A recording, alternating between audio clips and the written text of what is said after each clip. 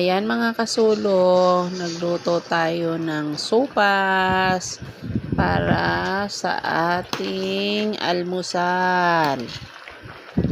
Ayan ang sarap-sarap, simple lang. Pero masarap yan. Hindi ko na pinakita kung paano ko yan niluto.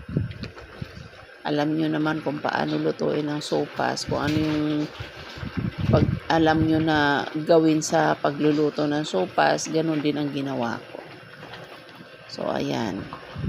Para naman ay mainitan ng ating mga tiyan bago gumawa. Salamat mga kasulo!